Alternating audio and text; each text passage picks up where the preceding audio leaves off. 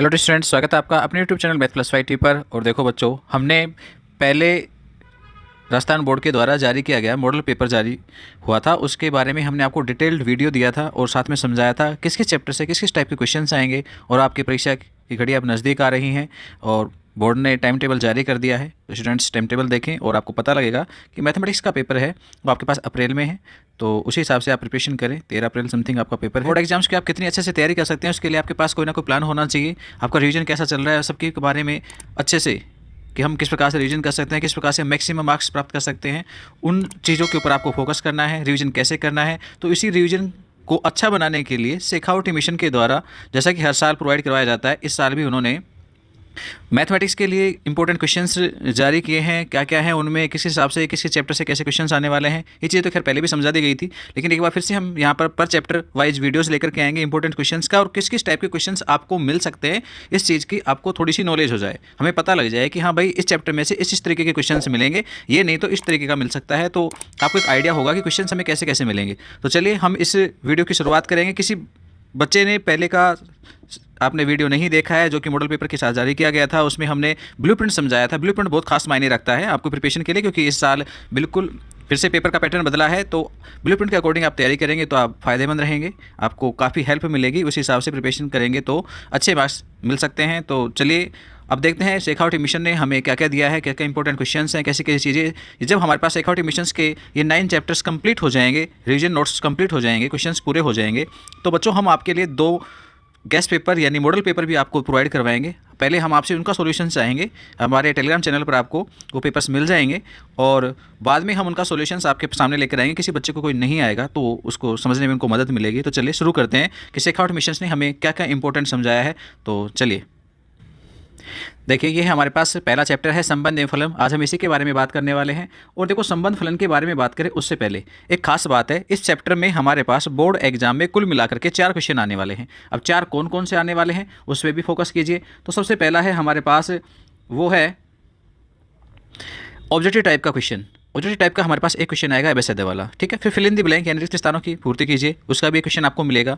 इसके अलावा very short answer वाले अति लघु उत्तरात्मक प्रश्न, वो भी एक क्वेश्चन मिलेगा आपको। इसके अलावा शॉर्ट आंसर वाले वो भी एक क्वेश्चन मिलेगा, ठीक है। तो 4 प्रश्न आपको इस चैप्टर से मिलने वाले हैं, और चारों में सभी में एक ऑब्जेक्टिव टाइप का 1 अंक का क्वेश्चन होता है, फिल इन द ब्लैंक का भी 1 अंक का क्वेश्चन होता है, वेरी शॉर्ट आंसर वाला भी 1 अंक का होता है, और शॉर्ट आंसर वाला है वो 2 नंबर का होता है। तो कुल मिला के 5 अंक की ये प्रश्नावली है, और 4 क्वेश्चंस आपको यहाँ से मिलने वाले हैं। तो 5 मार्क्स हो गए आपके पास, और क्वेश्चंस नंबर कितने हो गए हैं भाई? 4।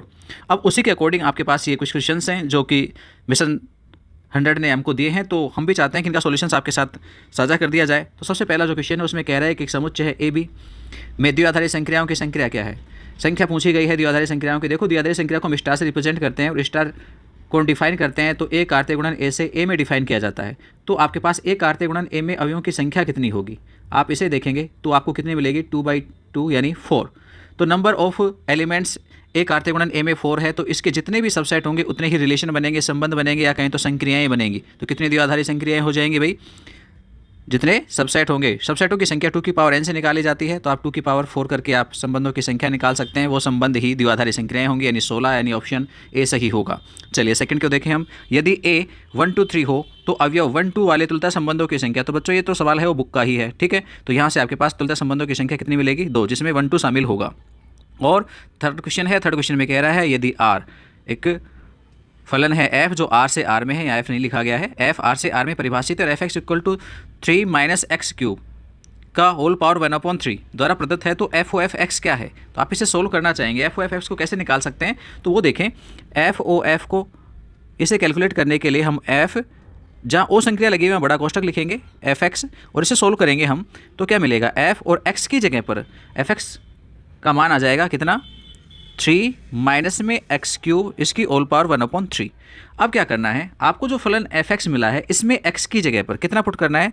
3 माइनस में x³ की पावर 1/3, ये मान हमें यहाँ पे पुट करना है। तो जब आप इसे यहाँ रख करके इस जगह रखेंगे और यहाँ रख करके आप उसे जब सोल्व करेंगे तो आपको कितना मिल जाएगा? x मिल जाएगा। तो आपके पास ऑप्शन सही होगा। फोर्थ में देखिए, यदि f R से R में f(x) = x⁴ द्वारा परिभाषित है, तो सही उत्तर होगा। तो देखो भाई, जब भी कोई भी फलन है वास्तविक संख्याओं पर परिभाषित है, और फलन है वो इस टाइप का है f(x) = x⁴, मैं इसको और थोड़ा सा सही व्यापक रूप में लिखूँ तो x⁴ 2n, जहाँ n है वो कोई भी नेचुरल नंबर है, प्राकृत संख्या है, तो यानी ये सम संख्या होगी ये घात। तो जब जब x की घात सम संख्या के रूप में रहेगी तब तब ये फलन आपके पास बहु एकी अंतरछेपी कहलाएगा, यानी न तो एक एकी होगा न आच्छादक होगा। तो जब कभी भी x की घात 4 है, आपको x की घात 2 भी मिल सकती है, x की पावर 6 भी मिल सकती है, x की पावर 8 भी मिल सकती है, ऐसा कोई क्वेश्चन मिलता है और इनमें पूछा जाता है कि वो एक एकी आच्छादक है या नहीं है, किसमें, वास्तविक संख्या R में, तो उस कंडीशन में आप क्या कहेंगे कि वो न तो एक एकी है नहीं आच्छादक है। ये आपको ध्यान रखना है, ठीक है। वैसे हमारे बच्चों को हमने ये चीज़ समझाई है तो शायद उन्हें तो पता होगी, ठीक है। यदि किसी को पता है तो बिल्कुल कमेंट्स बॉक्स में जरूर लिखे। चलिए फिफ्थ क्वेश्चन को देखिए, R से R में साथ में आए। चलो फिफ्थ क्वेश्चन को देखने से पहले एक और बात कर लेते हैं। यदि फंक्शन है वो आपके पास घात सम वाला नहीं है तो क्या होगा भाई, f(x) = x की घात 2 की पावर n-1 यानी विषम घात वाला हो सकता है। और जब जब फलन आपके पास विषम घात वाला होगा इस तरह का, तो उस कंडीशन में जैसे कि x³ है, x है, x की पावर 5 है, इस टाइप का यदि आपके पास कोई क्वेश्चन है जो फलन है उसके लिए एक एक आच्छादक की जांच पूछी जाती है वास्तविक संख्या R में, तो ध्यान रखना इस प्रकार के विषम घात वाले सभी फलन हैं वो एक एक आच्छादक होते हैं। ओके, तो ये वाले एक एक आच्छादक होंगे, ये जस्ट उसके विपरीत न तो एक एक होंगे नहीं आच्छादक, यानी कैसे हो जाएंगे, बहुएकी अंतरछेपी हो जाएंगे। तो एक और जानकारी साझा कर दी है आपको। चलिए फिफ्थ को देखते हैं। R से R में परिभाषित निम्न में से कौन सा फलन एक एकी है। ये फलन एक एकी होने के लिए हमने आपको ये चीज़ समझाई है, हम इसे ग्राफ के द्वारा समझे तो ज़्यादा बेटर होता है। हमने ये कहा था कि कोई भी फलन है, उस फलन का यदि हम ग्राफ बनाते हैं और उसके बाद में हम उसके एक्सिस के समांतर कोई रेखा खींचते हैं, तो यदि वो रेखा फलन को 2 या 2 से अधिक बिंदुओं पर काटती है तो फलन एक एकी नहीं होता है। एक एकी होने की एकमात्र शर्त है कि वो एक बिंदु के ऊपर फलन है वो केवल एक ही बार काटा जाना चाहिए। तो यदि एक बिंदु पे कट रहा है तब तो एक एकी है, और एक से अधिक पे कटता है तो एक एकी नहीं होगा। कैसा होगा, बहु एकी होगा। तो देखो f(x) = mod x, आप इस फलन के लिए जब ग्राफ बनाते हैं तो ग्राफ आपके पास कुछ इस प्रकार से वी शेप का बनता है। जब आप कोई भी एक्सिस के समांतर रेखा खींचेंगे तो वो इसे 2 बिंदुओं पे काटता है। कितने बिंदुओं पे, 2 बिंदुओं पे। इसका मतलब है ये एक एकी नहीं है। चलिए नेक्स्ट की बात है f(x) = cos x, हम इसकी बात करते हैं। तो देखो हमने कोस फलन के लिए डायग्राम बनाया है, वो कुछ हमारे पास इस प्रकार से बनता है, ऐसे ही इधर भी बनेगा ये, और आप इसमें कहीं पर भी आप कोई लाइन एक्सिस के समांतर खींचेंगे तो पता नहीं कितने ही बिंदुओं पे काटेगी। ये अनंत तक आगे बढ़ रही है, माइनस अनंत, ये प्लस अनंत तक आगे इसी प्रकार से बढ़ता रहेगा। तो ये भी आपके पास एक एकी नहीं है वास्तविक संख्या R में। चलिए थर्ड की बात करते हैं, f(x) = e⁻x। तो देखो e⁻x फलन का जो ग्राफ है वो आपने पढ़ा होगा, कितना होता है भाई, ये आपके पास कुछ इस प्रकार से चलता हुआ होता है, ठीक है। तो इस प्रकार से बन रहा है। आप इसमें कहीं पर भी एक लाइन खींचेंगे तो वो केवल एक ग्राफ को केवल एक ही बार काटेगी, वक्र को केवल एक ही बार काटेगी। तो इसका मतलब है ये आपके पास कैसा है, एक ही फलन है। अदरवाइज आप इसकी जांच भी कर सकते हो। वैसे भी मैंने केवल सिंपल तरीके से चाहा कि आप कम से कम ग्राफ के द्वारा भी तुरंत पता कर सकते हैं। और देखो ऑप्शन, अंतिम ऑप्शन में क्या है, f(x) = x²। x² को आपने ग्राफ पढ़ा है तो आप इसको भी देख ही सकते हो। किसी के मन में डाउट रहे कि सर जी x² का तो क्या होता है, हमें तो पता ही नहीं है। तो x² के लिए आपके पास आकृति होगी, वो यू शेप की होती है इस प्रकार से। अब आप इसको काटेंगे तो देखो कहीं भी काटिए आपको कम से कम 2 बिंदुओं पे काटता हुआ मिलेगा, तो ये भी एक एकी नहीं है। और अभी बात कर ही चुके हैं हम ऊपर, देखो क्वेश्चन नंबर 4 यही था, x की पावर 4 है, हमने कहा था घात सम है, तब कभी भी ये एक एकी नहीं होगा। तो ये घात 2 है तो सम हो गई है, इसलिए एक एकी नहीं है। छठे क्वेश्चन को देखते हैं हम। कहता है कि समुच्चय A 1 2 3 से स्यों तक सभी एक एकी फलनों की संख्या होगी। A से A में परिभाषित है, ऐसा कोई फलन है जो A से A में स्वयं से स्वयं तक परिभाषित है। इस कंडीशन में एक एक फलनों की संख्या पूछी गई है। तो देखो ए के एलिमेंट्स है और ए के खुद के एलिमेंट्स के साथ में ही रिलेशन बनाएंगे। अब इसमें क्या हो सकता है, एक एक होने के लिए है कि सबके सब अलग अलग भिन्न भिन्न अवयवों के साथ में संबंध बने, और उसके लिए जरूरी है, यानी क्रम महत्वपूर्ण है। इसका मतलब है यहाँ के ऊपर कि हमें क्रम महत्वपूर्ण है, क्रम के हिसाब से जिस हिसाब से अलग अलग अवयवों के साथ में मिलेंगे आपके पास अलग अलग एक एक फलन आते चले जाएंगे। तो इनमें आपस में क्रम कितने प्रकार से बदला जा सकता है, तो हमारे पास 3 अवयव हैं, तो 3 अवयवों में क्रम फैक्टोरियल 3 प्रकार से बदला जा सकता है। इसका आंसर कितना हो जाएगा, 6 हो जाएगा। तो आपके पास ऐसा ऑप्शन द है, तो द सही आंसर होगा। चलिए 7वें क्वेश्चन की बात करते हैं। ये सभी तो एबेसेड है कि यानी फर्स्ट टाइप के क्वेश्चन थे, इसमें 6 क्वेश्चन दिए हैं हमारे पास यहाँ पे। फिर बात आती है फिल इन द ब्लैंक की, जिस स्थानों की पूर्ति कीजिए। एक क्वेश्चन आपको ऐसा भी मिलेगा। अब फिर क्या कह रहा है, एफ है वो आर से आर में परिभाषित है और f(x) = 4x + 3। ये एक रेखिक फलन है और रेखिक फलन सदैव व्युत्क्रमणीय होते हैं। ओके, अब क्वेश्चन f इनवर्स x ज्ञात कर दीजिए। f इनवर्स x कैसे निकालते हैं भाई, हम f(x) को y के बराबर ले लेते हैं, फिर यहाँ से x को निकालेंगे तो क्या कहलाएगा, f इनवर्स y बन जाएगा। हम वापस इसी को लेके आते हैं, f(x) की जगह पर कितना लिखते हैं, 4x + में 3 रखते हैं और बराबर में क्या है, y है। यहाँ से x का मान निकालेंगे हम, तो x का मान आएगा y - 3 और 4 का भाग दे देंगे तो y - 3/4। ये x है, x की वैल्यूज क्या है, f इनवर्स y, तो यहाँ रख देंगे f इनवर्स y = y - 3/4। ये y के पदों में है, आप y के बजाय किस में लिख सकते हो, x के पदों में लिख सकते हो। तो x में क्या आ जाएगा, x - 3, y को रिप्लेस कर देंगे किससे, x से, और 4। ये आपके पास f इनवर्स x हो जाएगा। एक अंक का क्वेश्चन आपको ऐसा एग्जाम में भी मिलेगा, ठीक है। ये नहीं तो कोई दूसरा होगा, इसी टाइप के होंगे। चलिए सॉल्यूशन यहाँ भी दिया गया है, थोड़ा सा अटपटा लग सकता है आपको, कुछ लिखा नहीं है f(x) = y, ऐसा डायरेक्टली y लिखा हुआ है, तो ऐसा मैं सोचना है कि भाई क्या हो गया है। 8th क्वेश्चन है, इसमें कह रहा है कि f(x) एक फलन में आपको मिला है और इस फलन f(x) के लिए f of x क्या होगा, ये पूछा गया है। f(x) क्या होगा, तो f(x) आप निकाल सकते हैं, सेम वही तरीका भी थोड़ी देर पहले कहा था। f बड़े कोष्ठक की जगह आप ये o है उसकी जगह पे बड़ा कोष्ठक लगा लेंगे, f(x) हो जाएगा। तो देखो इसने ऐसा लिखा है, और f fx की जगह पर वैल्यू पुट कर दी गई है। फिर दोबारा जो फलन है इसमें जहाँ जहाँ x आ रहा है वहाँ पर ये वैल्यू रख दी गई। तो देखो यहाँ रख दिया और यहाँ भी रख दिया है। आप इसे लघुत्तम लेकर के सरल करेंगे तो आप फाइंड करेंगे कि आपको क्या मिलेगा, यहाँ पे x मिल जाएगा। क्या मिल जाएगा? x मिल जाएगा। ठीक है, तो ये आपके पास x प्राप्त हो रहा है, आप देख भी सकते हैं इसे। चलिए आगे देखते हैं 9वें क्वेश्चन की ओर। 9वें में क्या कहता है, एक समुच्चय A पर परिभाषित संबंध R के लिए यदि समस्त A B C belongs to A के लिए A B belongs to R तथा B C belongs to R है, यानी A का संबंध B के साथ में है, B का संबंध C के साथ में है, तब A का संबंध किसके साथ है? C के साथ में है। तो संबंध R कैसा कहलाता है भाई? संक्रामक कहलाता है। कैसा कहलाता है? संक्रामक कहलाता है। ठीक है, संक्रामक संबंध की परिभाषा है ये। 10वां देखते हैं, कहता है सिद्ध कीजिए कि वास्तविक संख्याओं के समुच्चय R में संबंध R A B A less than equal to B द्वारा परिभाषित संबंध R सतुल्य तथा संक्रामक है किंतु सममित नहीं है। एक अच्छा क्वेश्चन है, कई बार एग्जाम से पीछे भी पूछा जा चुका है। ये 2 अंकों के वाले क्वेश्चन में आ गया है आपके पास। कौन से वाले में? एक या 2 अंकों के वाले क्वेश्चन में, क्योंकि एक का तो है नहीं है, तो 2 अंकों वाला क्वेश्चन है। यहाँ पे 1 अंक के क्वेश्चन शायद उसने शामिल ही नहीं किया है, गलती से भूल गया है। ठीक है, तो यहाँ पर 1 अंक के क्वेश्चन हम करा देंगे एक आध। तो 2 अंकों के क्वेश्चन के बारे में बात कर ले, शॉर्ट आंसर वाले टाइप के हैं। कह रहे सतुल्य तथा संक्रामक है किंतु सम्मित नहीं है, इसकी जांच करनी है। तो सबसे पहले सतुल्य में हम लेते हैं यहाँ पर कि माना एक एलिमेंट हमने लिया, किसमें से? सेट ए में से, जो भी आपको सेट ए दिया गया है। संबंध वास्तविक संख्याओं के समुच्चय R में ही दिया गया है, तो A नहीं है R है, तो R लिखेंगे। A बिलोंग्स टू R है। उस कंडीशन में हम इस कथन की बात करें कि A less than A equal to सत्य है। सही है, होता है नहीं होता है? बिल्कुल A बराबर A होता है। इसका मतलब है आपके पास यहाँ पे ये लिखा जा सकता है कि A का रिलेशन किसके साथ में हो जाएगा? A के साथ में हो जाएगा, संबंध R के रूप में। इसलिए R कैसा कहलाएगा? सतुल्य कहलाएगा। इसे थोड़े शॉर्ट लिख रखे हैं भाई, थोड़ा सा ध्यान रखना, डिटेल्स कंप्लीटली नहीं है, आपको थोड़ा सा सही ढंग में लिखना है एग्जाम में। सेकंड में क्या कह रहा है? असम्मित नहीं है। क्यों नहीं है भाई? क्योंकि जब A B से कम है तो उल्टा नहीं हो सकता कि B A से कम हो जाए। सही है ना? A B से कम है, फिर B A से कम कैसे हो सकता है? B तो A से कैसा होगा? अधिक होगा, तो ये सम्मित नहीं होगा। आप इसमें एक रिलेशंस लिखेंगे। सम्मित की जांच करने के लिए कैसे की जाती है थोड़ा सा मैं यहाँ समझाता हूँ, इसने एक ही लाइन में पूरा कर दिया है। सम्मित की जब भी हम जांच करेंगे तो आपको 2 अवयव लेने हैं, किसमें से? समुच्चय R में से। मान लिया A B belongs to R, ठीक है, और फिर साथ में एक संबंध भी लेंगे हम कि A का रिलेशन किसके साथ में है? B के साथ में है। और इसका मतलब क्या हो गया? A less than equal to B हो गया। तो क्या अब आप इसको उल्टा कह सकते हो? B less than equal to A, ये नहीं हो सकता। इसका मतलब है B A belongs to R नहीं हो सकता है, इसलिए R सम्मित नहीं है। आपको कुछ ऐसा जवाब लिखना है। ठीक है, चलिए ओके आगे देखते हैं। Third, ABC belongs to R वाली कंडीशंस के लिए इसने सीधे कथन ही लिख दिए हैं भाई। आपको स्टेटमेंट्स थोड़े ठीक इसी प्रकार से लिखने हैं। तो यहाँ पे हम 2 रिलेशंस लेके चलेंगे। 2 रिलेशंस में क्या क्या होगा? AB बिलोंग्स टू R और साथ में BC बिलोंग्स टू R। तो AB बिलोंग्स टू R होगा तब ये कंडीशंस आएगी, और BC बिलोंग्स टू R होगा तब ये कथन आएगा, और इन दोनों को आप कंबाइन करेंगे तो AC बिलोंग्स टू R आएगा। और उसके साथ हम कह सकते हैं A का रिलेशन किसके साथ में है? C के साथ में है, तो फिर R कैसा होगा? संक्रामक होगा। तो ये चीज़ हमें मिली कि जो दिया गया है उसमें संबंध R सतुल्य है, संक्रामक भी है, परंतु कैसा नहीं था? सम्मित नहीं था। चलिए 11वें क्वेश्चन को देखते हैं। कहता है सिद्ध कीजिए कि समुच्चय 1 2 3 में, यहाँ पे मंझला कोष्ठक में R 1 2 और 2 1 द्वारा प्रदत्त संबंध R सम्मित है किंतु न तो सतुल्य है और न ही संक्रामक है। भाई देखो, सतुल्य होने के लिए हमारे पास ये 3 एलिमेंट्स हैं इस सेट में, तो आपके पास 1 का 1 के साथ में रिलेशन होना चाहिए। ऐसा नहीं मिला, इसलिए ये सतुल्य नहीं है। ठीक है ना, 2 2 मिल रहा है, कम से कम एक ही साथ पर्याप्त है कि वो इसमें नहीं है, इसलिए ये समतुल्य नहीं है। सम्मित होने के लिए 1 2 मिल रहा है, तो इसका विपरीत उल्टा 2 1 भी इसी में शामिल है, इसका मतलब है ये कैसा है? सम्मित है।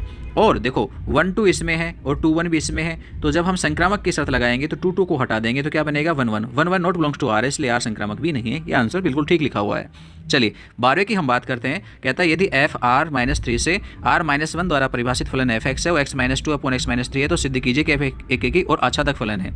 एक एकी जांच करने के लिए हम क्या करते हैं? दिया गया जो भी प्रांत है आपके पास R-3, इसमें से 2 एलिमेंट्स लेते हैं और साथ में ये भी मान करके चलते हैं कि उनके परिसर समान है। क्या है? परिसर समान है, तो परिसर की वैल्यूज हम रख देंगे। फलन जो दिया गया है इस फलन में x की जगह x1 रखेंगे और x2 के लिए परिसर निकालेंगे तो यहाँ पर x2 पुट कर देंगे। तो ये आपके पास दोनों चीज़ लिखी हुई हैं। आप इनको व्रजगुणन करेंगे, व्रजगुणन करेंगे तो आपके पास ये मान आएगा। सरल करने पर आपको मिलेगा कि x1 बराबर x2। यदि हम ऐसा सत्यापित कर देते हैं तो फलन एक एकी कहलाता है, लेकिन यदि x1 इक्वल टू ± x2 ऐसी कंडीशन आ सकती हैं तो फलन एक एकी नहीं होता है। फिलहाल दोनों इक्वल हैं, इसलिए फलन एक एकी है। और फिर आच्छादक की बात करते हैं तो क्या करते हैं भाई? fx को y के बराबर रखते हैं। यहाँ से हम x का मान निकालते हैं, इसको सरल करेंगे, सरल करके किसकी वैल्यूज निकालेंगे? x की वैल्यूज निकालेंगे। तो आप देखेंगे x की वैल्यूज हमें यहाँ पर मिल रही है कितनी? 3y - 2/y-1 है। और आगे देखें तो यहाँ पर ये जो मान है, थोड़ी गलती लिखा हुआ है यहाँ पे भाई 3 आएगा, R-3 में बिलोंग करता है। तो प्रत्येक y के लिए, जो y कहाँ से लिया गया है, y लिया गया है R-1 से। इस y के लिए सह प्रांत के इस प्रत्येक अवयव के लिए आपके पास प्रांत में एक पूर्व प्रतिबिंब विद्यमान होता है, इसलिए फलन कैसा है, आच्छादक भी है। तो ये फलन एक ही आच्छादक है। ठीक है, 13 जो क्वेश्चन है उसमें कह रहा है f(x) = 8x³ और g(x) = x⁻1/3 है। तो गोफ x और फोग x दोनों वैल्यूज पूछी गई है। तो देखो सबसे पहले हम गोफ की बात करेंगे। गोफ को g f(x) लिखेंगे, f(x) का मान 8x³ है, तो g फलन हमें x की जगह 8x³ रख देंगे। इसकी घात 1/3 करेंगे हम, तो 8 का घनमूल निकालेंगे तो 2 आ जाएगा, और x³ का घनमूल निकालेंगे तो x आ जाएगा, तो ये 2x हो गया। फिर हम फोग x निकालेंगे तो f gx लिख लेंगे इसको, और gx की वैल्यू x⁻1/3 है, वैसा पुट कर लेंगे। अब जो fx फलन है इसमें x की जगह पे क्या रखेंगे, x⁻1/3 पुट करेंगे। तो बाहर भी क्या है, क्यूब हो रहा है, तो 3 से 3 कट जाएगा, तो आपके पास 8x आ जाएगा। तो ये गोफ और फोग दोनों पूछे गए यहाँ पर। चलिए आगे 14 क्वेश्चन है, कहता है सिद्ध कीजिए कि परिमेय संख्याओं का समुच्चय पर a⁻b = ab/2 द्वारा परिभाषित द्विआधारी संख्या क्रम विनिमय तथा साचर्य है। क्यों में स्टार का तत्समक अवयव भी ज्ञात कीजिए। बिल्कुल अच्छा, बहुत शानदार क्वेश्चन है। a⁻b = ab/2, आप इस संक्रिया को समझेंगे यहाँ पर हो क्या रहा है। तो देखो, दो आपके पास संख्याएं हैं a और b, दोनों कैसी हैं, परिमेय हैं। तो आपके पास संक्रिया का अर्थ क्या निकला, यानी दोनों संख्याओं के गुणा का आधा, ये संक्रिया का अर्थ है। ठीक है, कौन सा नियम लग रहा है, दोनों संख्याओं का गुणा कीजिए और उसका आधा कर दीजिए। अब देखो ये क्रम विनिमय है क्या, a⁻b = ab/2, हम b⁻a निकालेंगे तो ba/2, तो दोनों सेम ही तो हैं। इसका मतलब आप a⁻b = b⁻a कह सकते हैं। तो यानी कैसी हो गई, ये क्रम विनिमय हो गई। साचर्य की बात करेंगे तो हम a⁻b⁻c, पहले b⁻c कोष्टक में तो हम इसे सोल्व करेंगे। b⁻c का मतलब हो गया b और c का गुणा बटे 2, तो हमने ऐसा लिख लिया। अब देखो एक ही संख्या ये है, दूसरी ये है, तो हमने अभी नियम यही बताया था। स्टार नियम क्या है भाई, a और bc/2, ये दो संख्याएं, इन दोनों के गुणा, दोनों को गुणा किया और उसका आधा कर दिया। आधा करेंगे तो हमें कितना मिलेगा, abc/4 मिल जाएगा। ये दो नीचे 2 के साथ मल्टीप्लाई हो जाएगा, तो abc/4 मिला। अब हम इसकी बात करते हैं, a⁻b को पहले सोल्व करते हैं तो ये मिलेगा ab/2, और स्टार c भी है, तो यहाँ स्टार है भाई, ये गुणा का चिन्ह नहीं है, किसका है, स्टार का है। अब ये दो संख्याएं आ गई, इन दोनों का गुणा आएगा और बटे में 2 आ जाएगा, तो इन दोनों का गुणा बटे 2, वही 2 गुणा 2 4 हो जाएगा, abc/4। तो इसका मतलब है ये कैसी है, साचर्य भी है, क्योंकि दोनों समान हैं। फिर हमें तत्समक अवयव चाहिए, तो तत्समक अवयव क्या होता है, a⁻= और a⁻= a होना चाहिए, यानी e का कोई रोल नहीं होता, a ही संख्या प्राप्त हो जानी चाहिए। तो हम क्या करेंगे, a⁻a में जो भी नियम है स्टार नियम है उसे काम में ले लेंगे। ea/2 = a से a कट जाएगा, a = 2, ये आपके पास क्या आ जाएगा, तत्समक अवयव आ जाएगा। तो सारी चीज़ें मिल गई हमको। जो चीज़ पूछेगी, 2 अंक का एक अच्छा क्वेश्चन है आपके लिए, तो जरूर आपको आना चाहिए ऐसा क्वेश्चन। ठीक है, 15 क्वेश्चन देखते हैं। कहता है समुच्चय 1 2 3 4 5 में a और ये संक्रिया b = क्या है, निम्नतम ab। ये किसके लिए यूज लिया जाता है, निम्नतम के लिए। और इस प्रकार का साइन किसके लिए यूज लिया जाता है, अधिकतम के लिए यूज लिया जाता है। तो निम्नतम ab चाहिए, इसके लिए कह रहा है संख्या सारणी बनाइए। तो भाई संख्या सारणी बनाने के लिए कुछ चीज़ों का ध्यान रखना है आपको। सबसे पहले सेट में ये देखना है कितने अवयव हैं, कितने हैं, जितने भी हैं उनसे एक अधिक पंक्ति और स्तंभों की आपको एक टेबल बनानी, एक अधिक पंक्ति और स्तंभों की आपको क्या बनानी है, टेबल। देखें हम बना लें, हमें 5 अवयव मिले हैं, तो हमें 6 पंक्तियों की और 6 स्तंभों की एक टेबल बनानी है। तो ये हमने 6 पंक्तियां बना दी हैं और 6 ही इसमें हम स्तंभ बना देंगे। 1 2 3 4 और 2 6 हो गए हैं। अब जो पहला कॉर्नर है उसमें हम संक्रिया को लिखेंगे, यानी निम्नतम के लिए, और बाकी पहली पंक्ति में ये कहलाती है मुख्य पंक्ति, इसमें आप जो भी सेट ए में एलिमेंट्स हैं वो लिख देंगे, 1 2 3 4 5। ऐसे ही पहला स्तंभ ये कहलाता है मुख्य स्तंभ, इसमें भी अवयव लिख देंगे 1 2 3 4 5, जो भी सेट के एलिमेंट्स थे वो लिख दिए जाएंगे। अब हम संक्रिया यूज लेंगे यहाँ पर, और संक्रिया यूज लेंगे तो क्या मिलेगा, चलिए देखते हैं। फर्स्ट में 1 निम्नतम 1, 1 और 1 में निम्नतम संख्या कौन सी है, 1। 1 और 2 में निम्नतम कौन सी है, 1। 1 और 3 में निम्नतम कितनी है, 1। 1 और 4 में निम्नतम छोटी 1। 1 और 5 में छोटी कौन सी है, 1। 2 और 1 में छोटी कौन सी है, ये जो 2 है ये, और यहाँ से 1, इसमें छोटी कौन सी है, 1। 2 और 2 में छोटी कौन सी है, कोई सी भी 2 रख लीजिए। 2 और 3 में छोटी 2 आएगी, फिर 2 और 4 में छोटी 2 आएगी, 2 और 5 में छोटी ये भी 2 आएगी, फिर 3 को लेके चलेंगे। 3 और 1 में छोटी 1, 3 और 2 में 2, 3 और 3 में खुद 3, 3 और 4 में छोटी 3, 3 और 5 में छोटी 3, फिर 4 के लिए आएंगे। 4 और 1 में छोटी 1, 4 और 2 में छोटी 2, 4 और 3 में छोटी वो आपके पास 3, और 4 4 में छोटी 4, और 4 और 5 में छोटी भी 4, और 5 पे आएंगे तो 1 2 3 4 और 5, ये लगातार चलते रहेंगे। ये आपके पास संक्रिया सारणी बन जाएगी। उसने संक्रिया सारणी ही पूछी है, लेकिन आपको साथ साथ हम ये भी बता दें संक्रिया सारणी से आप और भी कुछ जांच कर सकते हैं। उनमें से क्या क्या है, सबसे पहले कि ये संक्रिया है वो तत्समक है, वो संक्रिया है वो क्रम विनिमय है या नहीं है, और संक्रिया का तत्समक अवयव विद्यमान है या नहीं है, और प्रतिलोम अवयव। 3 चीज़ों की आप यहाँ से जांच कर सकते हैं। तो जांच कैसे करते हैं, सबसे पहले क्रम विनिमय है या नहीं है। क्रम विनिमय की जांच करने के लिए आपको मुख्य विकर्ण खींच देना है। इसका क्या खींचना है, मुख्य विकर्ण खींचना है। तो जैसे ये आपके पास मुख्य विकर्ण है, ये क्या है, मुख्य विकर्ण है। अब इसके ऊपर और नीचे आपके पास ये कैसी होनी चाहिए, इसके ऊपर और नीचे सममित रहनी चाहिए सारणी। तो देखो इसके बाद वाली जो पंक्ति है वो आपके पास ये है, और सेम देखो 1 1 2 3 4, तो 1 1 2 3 4 सेम वैसे की वैसी है यहाँ पर है। फिर देखो 2 1 2 3, तो यहाँ भी क्या है 2 1 2 3। फिर देखो 3 1 2, यहाँ भी 3 1 2। फिर कहता है 4 1, तो देखो यहाँ पर भी क्या है 4 1 है, और लास्ट 5 बनता ही है। तो ये मुख्य विकर्ण के सापेक्ष जो सारणी है वो कैसी है, सममित है। कैसी है भाई, सममित है। इसलिए मुख्य विकर्ण के सापेक्ष सममित है, इसलिए कैसे कहलाती है, क्रम विनिमय कहलाती है। तो ये क्रम विनिमय है, पूछी नहीं गई है लेकिन हमने बताई है। दूसरी बात, आप इसी ही टेबल को देख करके ये भी बता सकते हो कि भाई एक सेकंड, इसे देख करके आप ये भी बता सकते हो कि यहाँ पर तत्समक अवयव विद्यमान होगा या नहीं होगा। और तत्समक अवयव का पता करने के लिए आप क्या करेंगे, आप ये जो मुख्य पंक्ति है ऊपर आपके पास जो मुख्य पंक्ति है आप उसे देखेंगे।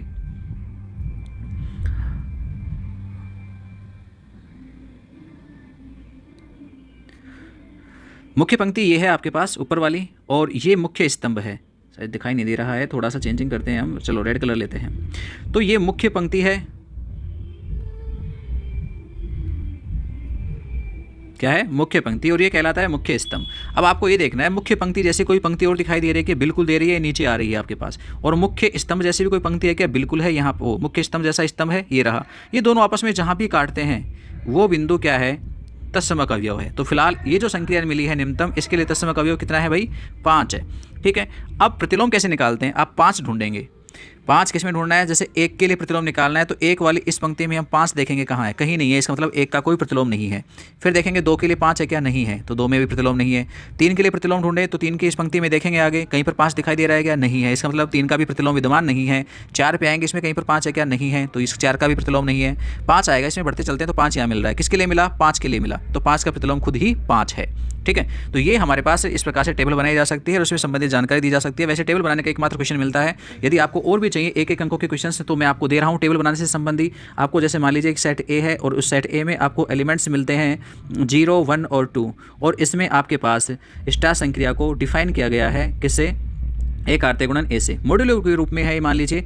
और किस प्रकार से है, स्टार संक्रिया को हम यूँ लिख देते हैं कि ये आपके पास +3 के रूप में है। किसके रूप में है, +3 के फॉर्म में है। इस प्रकार से आप इसे फाइंड प्राप्त कर लीजिए, कितनी आएगी, +3 मॉड्यूलो के रूप में है। तो इसके लिए संक्रिया सारणी क्या बनेगी, तो एक बार ये भी सुनिए, ये क्वेश्चन में सोल्व करा ही देता हूँ क्योंकि शायद आप नहीं कर पाएंगे। हमारे पास एलिमेंट्स है कितने, 3, तो हम क्या करेंगे भाई, 4 पंक्ति और 4 स्तंभों की एक 4 पंक्ति और 4 स्तंभों की एक टेबल बनाएंगे। ये लीजिए, हमने 4 पंक्ति 4 स्तंभों की टेबल बनाई। यहाँ पर हमने +3 जो भी संक्रिया थी उसे काम मिला, ये मॉड्यूलो है। और यहाँ पर एलिमेंट्स लिखेंगे 0 1 और 2, और यहाँ भी 0 1 और 2। अब क्या करना है, मॉड्यूलो का अर्थ क्या होता है, यानी आपके पास संख्या 3 से अधिक नहीं बन सकती, मैक्सिमम 3 बनने पर हम 3 घटा देंगे, 3 बन जाएगा तो 3 घटा देंगे, शेषफल को यहाँ पे लिखेंगे। ठीक है, तो देखो 0 + 0 करेंगे तो 0 ही मिलेगा, 0 और 1 को जोड़ेंगे तो हमें क्या मिलेगा, 1 मिलेगा, 0 2 को जोड़ेंगे तो हमें 2 मिलेगा। 3 से छोटी संख्या इसलिए ऐसे कैसे आ गई। फिर आते हैं हम किसके ऊपर, 1 पर। 1 और 0 को जोड़ते हैं हम तो 1 मिलेगा, 1 और 1 को जोड़ते हैं तो 2 मिलता है, लेकिन 1 और 2 को जोड़ने पर 3 बन जाता है, तो 3 में से हम 3 घटा देंगे, शेषफल कितना आया, 0। तो शेषफल आपके पास 0 बचेगा, तो 0 हम यहाँ लिख देंगे। अब आगे बढ़ते हैं, 2 और 0 को जोड़ते हैं तो 2 बनता है, 2 और 1 को जोड़ते हैं 3 बनते हैं, 3 में से 3 घटा देंगे तो 0, और 2 + 2 4 होते हैं, 4 में से 3 घटाएंगे तो कितना बचेगा, 1, तो 1 शेष है वो यहाँ आ जाएगा। तो इस प्रकार से एक और हमने संक्रिया सारणी बनाई। यदि ऐसे नहीं है तो आपके पास एक और संक्रिया सारणी हम दे रहे हैं छोटी सी, जो कि 1 अंक के क्वेश्चन के पर्पज़ की है, जिसमें आपको एक सेट मिला है ए, वो क्या है आपके पास 1 ओमेगा और ओमेगा स्क्वायर है, ये इकाई के घनमूल हैं भाई। ठीक है, ओमेगा और ओमेगा स्क्वायर और 1 क्या है, इकाई के घनमूल हैं। और इसके लिए आपको संक्रिया सारणी पूछी जाती है कि गुणन संक्रिया सारणी को डिफाइन कीजिए आप इसे। तो गुणन संक्रिया सारणी के रूप में आपको इसे सोल्व करना है। तो स्टार आपके पास किस रूप में है, गुणा के रूप में है, तो आप इसे कैसे डिफाइन करेंगे, तो बनाने के लिए आप इसी संख्या सारणी बनाएंगे तो वही 3 एलिमेंट्स है, इसका मतलब आपको 4 पंक्ति चाहिए और 4 ही इसमें स्तंभ चाहिए भाई। तो हम 4 पंक्ति बना लेंगे और 4 ही स्तंभ बना देंगे। सबसे पहले यहाँ पे गुणन संक्रिया, और बाकी एलिमेंट्स हैं 1 ओमेगा और ओमेगा स्क्वायर, 1 ओमेगा और ओमेगा स्क्वायर। गुणा कीजिए, 1 को 1 से 1 मिलेगा, 1 को ओमेगा से करने पर ओमेगा मिलेगा, 1 को ओमेगा स्क्वायर से करने पर ओमेगा स्क्वायर मिलेगा। फिर ओमेगा को गुणा करेंगे 1 से तो ओमेगा मिल जाएगा, ओमेगा ओमेगा से गुणा होगा तो ओमेगा स्क्वायर, और ओमेगा को ओमेगा स्क्वायर से करने पर ओमेगा क्यूब मिलता है, और ओमेगा क्यूब का मान कितना होता है बच्चों, 1 होता है। तो यहाँ 1 आएगा, नहीं कि ओमेगा क्यूब लिखेंगे हम, क्योंकि हमारे पास मान इसी में से आने चाहिए, सेट ए में से ही। ओमेगा स्क्वायर को 1 से गुणा करेंगे आगे तो ओमेगा स्क्वायर आ जाएगा, ओमेगा स्क्वायर को ओमेगा से करेंगे तो ओमेगा क्यूब बनता है और ओमेगा क्यूब की वैल्यू 1 होती है। फिर ओमेगा स्क्वायर को ओमेगा स्क्वायर से करते हैं तो ओमेगा की पावर 4 बनती है। ओमेगा की पावर 4 को हम ओमेगा क्यूब इंटू ओमेगा कह सकते हैं और 1 गुणा ओमेगा यानी ओमेगा हमें यहाँ पर मिल जाएगा। तो एक और हमने टेबल बना दी है ऐसी। तो आई थिंक आप टेबल बनाना तो जान ही गए होंगे। तो बच्चों ये हमारे पास कुछ क्वेश्चंस थे इस चैप्टर फर्स्ट से संबंधित, और आपको वीडियो कैसा लगा ऐसा कमेंट्स को क्लिक करके जरूर बताएं। अपने दोस्तों के पास भी शेयर करें जितना ज़्यादा हो सके और फ़ायदा लें इसका। हम फिर से नेक्स्ट टॉपिक लेकर के आएंगे, क्या क्या क्वेश्चंस कैसे कैसे होंगे। तब तक के लिए इजाज़त दीजिए, धन्यवाद, बाय।